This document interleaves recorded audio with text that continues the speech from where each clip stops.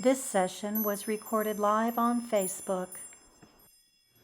We're beginning our Ask Me Anything about relationship with God in the second session as a follow-on to the last question that we answered in the April session. We were talking about the efficacy of mediums and wondering, how do we discern the efficacy of mediums, and what does it mean to test the spirits? These were actually two separate questions, and they are slightly different, but I'm putting them together because they're interrelated in an important way. So we'll begin with, how do we discern the efficacy of a medium? Well, there are different kinds of mediums, and for the purpose of this session, I'm going to focus on two. One would be what are called evidentiary mediums. These are mediums who are very dedicated to bringing through evidence that can be corroborated from multiple sources. So it's important for them, as part of their professional ethics, to be able to prove to the best of anyone's ability that they are actually communicating with the souls that they say they're communicating with. And they tend to do this by primarily connecting with souls who were known when they were mortal by the sitter, which is the person seeking the medium. And they bring through specific details that wouldn't be known necessarily by the medium, but can be corroborated by the sitter and generally others as well. So I'll give you one example from my own life. I, not too long ago, contacted an evidentiary medium, and I was interested in hearing from my father, who passed into spirit in 2004. And she got a visual of him, and she described perfectly what he was wearing, and the way he dressed was a little bit unique. It's not something that you would just pull out of the air. For example, if I were going to just pull an average person's attire, a man, for example, out of the air, I would say maybe they're going to wear denim jeans and a t-shirt and maybe a ball cap, or they're going to wear a business suit or maybe a military uniform, something like that. Well, it was none of those. Again, my father had his own unique style, and she described it perfectly. So that's one example. But the other kind of medium that I want to talk about today is called a divine love medium. And they are very different approaches to mediumship. I'll get into that a little bit more in a minute, but I want to keep right now on the question of, how do you discern the efficacy of a medium? The best way to discern the efficacy of a medium is to get a referral from somebody you know personally who has already sat for and with that medium, and the medium has already brought through evidentiary details that have been corroborated by somebody you know. That's really the best way. How effective a medium is depends largely on the soul condition of the medium. And this is true even of evidentiary mediums. It's especially true of divine love mediums, but it's really true for both. What do I mean by soul condition? Well, if you have a medium who was gifted with the gift of being able to contact the unseen, and they have a pure heart, their intention is to help, Their intention and desire is to heal others, to bring forward beneficial information, and in particular, if they believe in a loving God. That's really going to be someone whose heart is in the right place, and that means they're going to be attracting spirits, unseen inputters, if you will, who are of a similar desire. So a wholesome, loving, pure, honest intention. That's the single most important aspect. And it brings me to the second piece of this, how do we test the spirit? So there are a lot of different elements that have to come together for mediumship to work, which is why we said in the last session, why does the Bible tell us not to seek mediums? And I said, well, it's not a hard line, but you need to be very cautious and careful because there are a lot of ways that you can get tripped up. So one would be if the medium, say, doesn't have a pure intention. What might that look like? Well, it doesn't mean they're evil, but it could mean that they're kind of stuck in sort of an arrogant ego trip where they're a little bit feeling pumped up about their gift and maybe owning it a little bit more than they should. And by that, I mean this kind of gift in particular is something that requires a tremendous amount of humility because it really does rely on a partnership. Mediumship is never done by the medium alone. So any kind of arrogance or an ownership that would say, oh, I'm doing this. Well, it's a gift from God, first of all. It's meant to be used only for good, secondly. And thirdly, you're not doing it alone. So if they're kind of stuck in that, that's going to cloud things. Another maybe common pitfall would be if they're really after money. So that's not to say that mediums shouldn't charge for their services. That's not what I'm saying. What I'm saying is that the motivation of the medium needs to be pure. The motivation cannot be monetary, but that doesn't mean there shouldn't be a monetary exchange. Those are two different things. Okay. So that's the bare bones of the efficacy of the medium. Now, in terms of the testing the spirits, they really go hand in hand.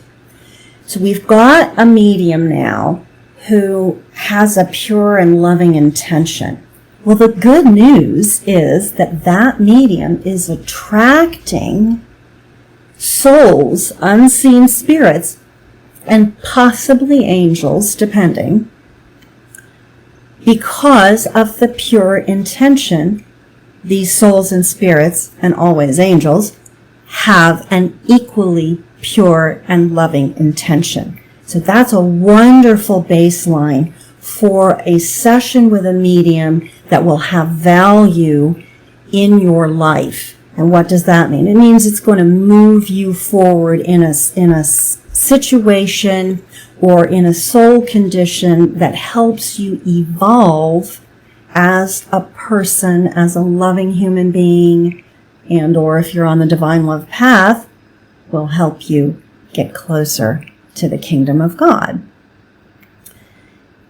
On the converse, we have if you are going to see a medium who is really all about the ego trip of getting a lot of followers and a lot of views and becoming famous and popular because of their gift, they're really not coming from a good place of intention with their gift. They could easily attract unseen souls who are not honest. Because that person's not really being honest, right? That medium's not really being honest. They're pretending to offer a service from a place of spiritual wholesomeness and purity, but in reality, they're just looking to get famous, or they're just looking to get wealthy. Well, then they could attract spirits who will lie and mislead you. So it's a really kind of a tricky situation, which is why I said it's best if you just get a referral from somebody. And then you're still going to go cautiously. You're still going to want to discern. But that's kind of what we mean by test the spirits. In the Bible and in the Paget messages also, they give us a little key for testing the spirits. In the Bible it says that the spirits have to admit or agree that Jesus of Nazareth, who became the Christ, lived and walked the planet as an actual human being, that he was real, in other words, and not a myth. The Paget messages, it's similar, but it's a little bit different, because again, the Paget messages are Jesus' second coming, and his whole goal with that was to actually bring forth the truth he intended to teach when he walked the planet that was lost, which is, how do we get to the kingdom of God? And so the test for the divine love medium would be, have they prayed for divine love in their soul? Are they demonstrating that in some way? But what the Paget messages say in particular is, do they profess that Jesus, the Christ, is the master of the celestial heavens, the kingdom of God? So do they agree that Jesus the Christ is the master of the kingdom of God? And I want to go into this in a little bit more detail, not today, but in one of the sessions down the road, because I know we have people joining us who are not Christian, and that's fine. I want to say right now, you don't have to be Christian to be on the divine love path. As I mentioned in April, you can practice and believe any religion. God doesn't have a religion. Getting into the kingdom of God is only about your one-to-one personal relationship with God. Where Jesus comes into it is strictly that he came to show us the way. And that's what we're talking about. And it's a big message, so it takes some time. But just be patient and try not to worry about that if you are feeling a little bit uncomfortable with that. But that's basically the answer to the question of how to discern the efficacy of mediums and test the spirits. So a very closely related question next. Is it safe to seek a medium today to hear from a loved one? And the answer is, it depends. It depends on the efficacy of the medium. It depends on the spirits they're attracting. It depends on the soul condition of your loved one or loved ones who are passing over. It depends on how long ago they passed over. It depends on the condition that they were in when they passed over, how much time they've had to progress or not. It also depends on the sitter, on you, on your condition, on your intentions. Why do you want to seek to connect with your loved one? So the way to approach this is the way to approach everything in life, whether it's spiritual or material. It doesn't matter, because we are spiritual beings having a temporary material experience.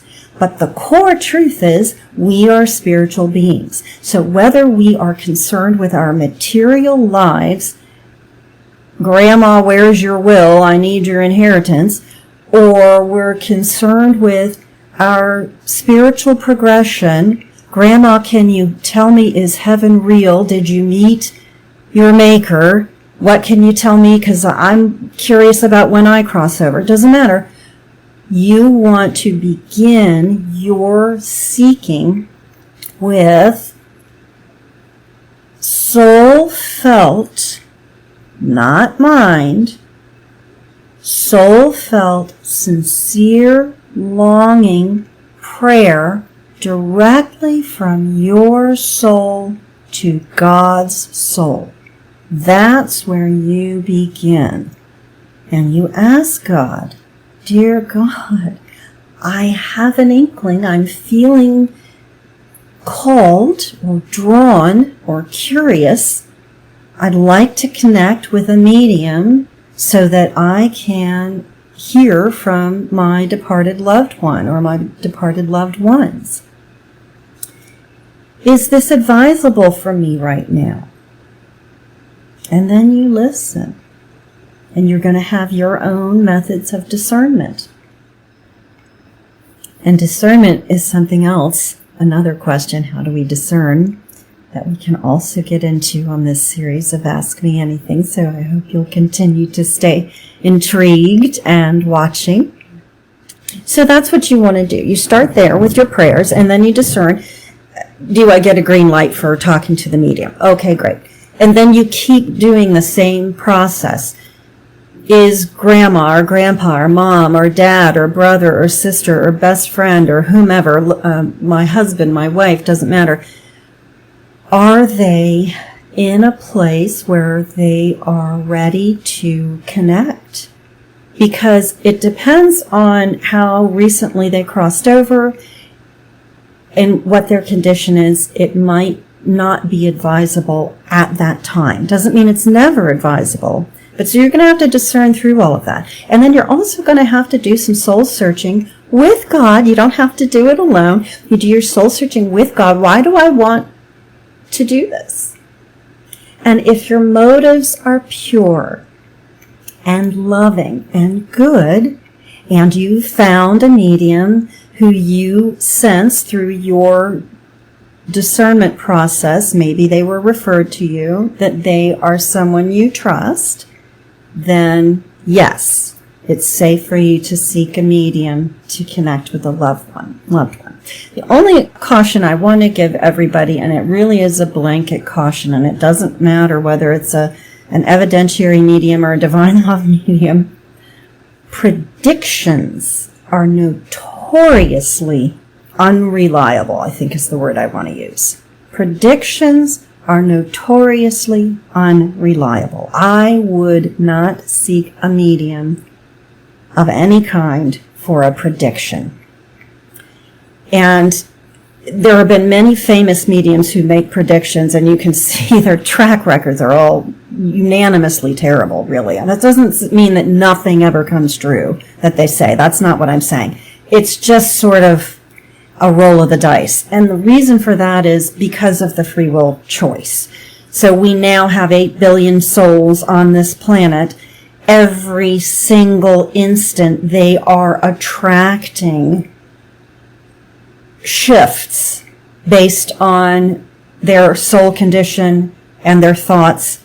Every thought, word, and deed is attracting and shifting. So the field of unlimited possibilities is in constant shift, and the very best that any medium, even if they're a perfect and fabulous medium, the very best they can do is tell you, well, based on this snapshot in time, this is what the trajectory is most likely to be. But that can shift in an instant. So I do not recommend using mediums for predictions, period.